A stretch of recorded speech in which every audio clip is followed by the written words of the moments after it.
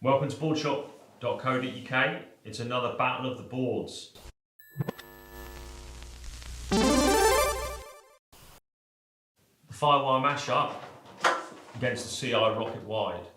As you know, we take you through 5 categories: paddle power, wave entry, manoeuvrability, etc., fun factor. We compare the two, score them out of 5, and then come up with a result. So, first of all, paddle power. Matt?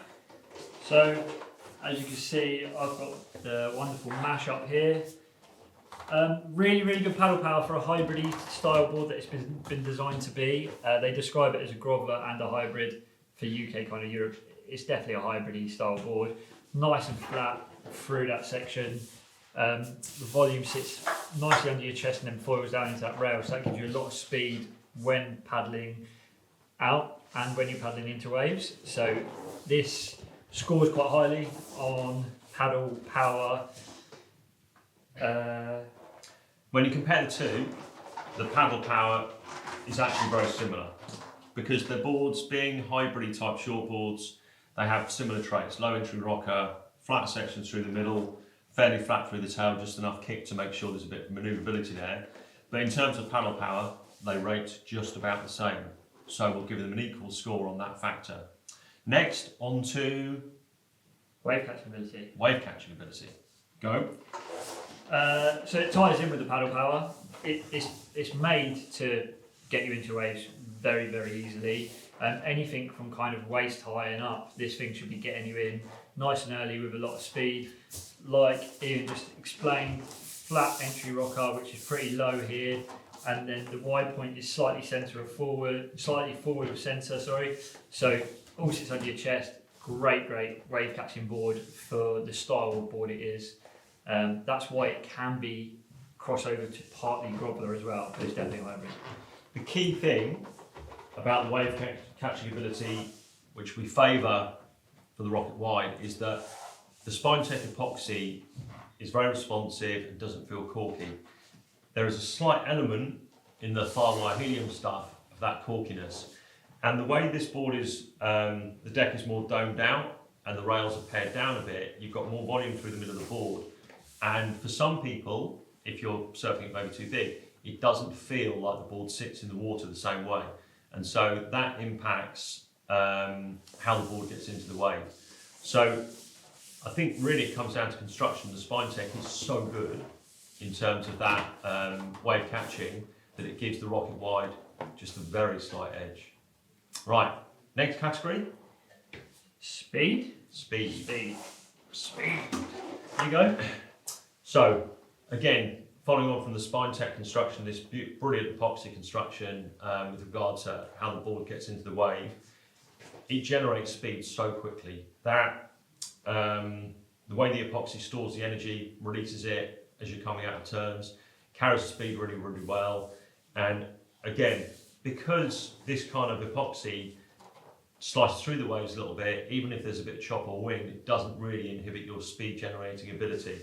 And of course, surf it as a quad or surf it as a thruster. Quad gives you a little bit more looseness and speed, but with a thruster it works really well. And speed wise, yeah, it's good, really good. As with all epoxies, whether it's lost carbon wrap or what have you, there's a definite speed advantage over and above PU boards. Yeah, so the Mashup's in the helium or helium 2. So it's another very good epoxy construction, really solid and nice and light. The speed that the board generates comes from quite a double concave through here that is pretty low. It starts just after the halfway point, but it just runs through Stop rubbing. It runs through the fins very well. So it is a quad for more speed, thruster for a bit more control.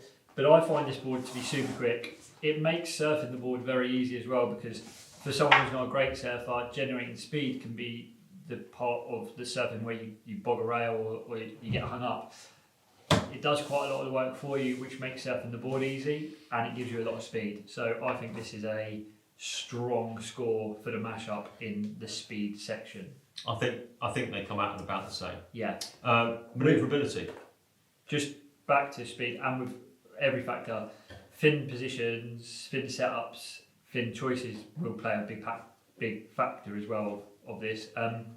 Manoeuvrability wise, carrying on from that, the Mashup is a super surprising board. The tail has a really cool feature where it's got a lot of foam here, but it pairs down. It's almost step deck-esque in this tail section. I don't know if the light will show it too well there, but you can really feel it. So it's actually got a lovely rail to set off your back foot. You can dig the rail off of a bottom turn, come up quite aggressively, and it's a board that you can throw around with quite a lot of ease for someone who's like an average everyday surfer.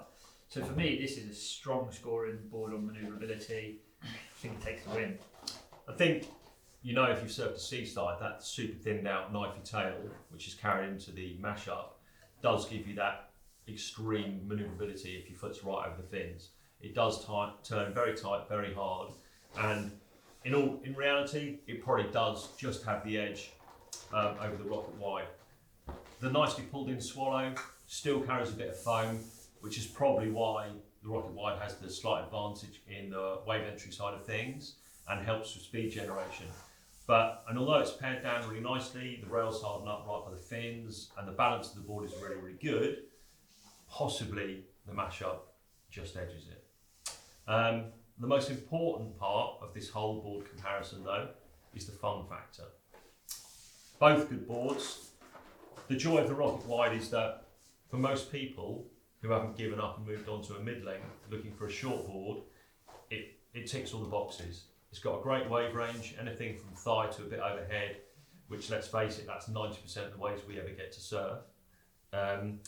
It's responsive, but it's got that slight forgiving edge. It paddles well, gets in well, generates the speed you need. And it works in all kind of waves, like punchy beach breaks, more laid back, sort of mellowy beach breaks as well. It's just got great versatility.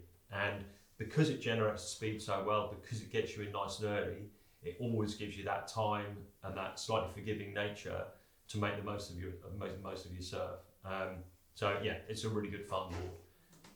Mashup is fairly similar, I presume. Keep watching for the results. It is very similar. Fun factor, it's super fun. If you're looking for a board that you can just rely on and that you can have, like if you have 3 different fin setups for this board, you almost get the feeling that you've got 3 separate boards, and that makes it very, very fun. You can take it out on almost the exact same wave and get 3 different feelings. It even works as a 2+1 with a little trailer. But it's an incredibly fun surfboard. It generates speed. I like going fast, so that means it's fun to me. You can throw it about, you can cruise and style out on it, channel your inner Rob Machado if you want, and get all funky with your back leg. But for me, it's a really, really, really fun little board that ticks a wide range of boxes, so it's a really good. I mean, it's almost a one ball quiver for Europe, unless you're surfing some dredging barrels. So, there it is, the Rocket Wide versus the Mashup. The winner, the Rocket Wide, of course, but only by the narrowest margin. It's in the blog on the website, how we break down each part of the performance of the boards. So go and have a read and see what you think. And of course, all your feedback is welcome. Both boards online right now, ready to buy, 0% finance, trade-ins, all that stuff. If you need any advice, email us, phone us, or drop in.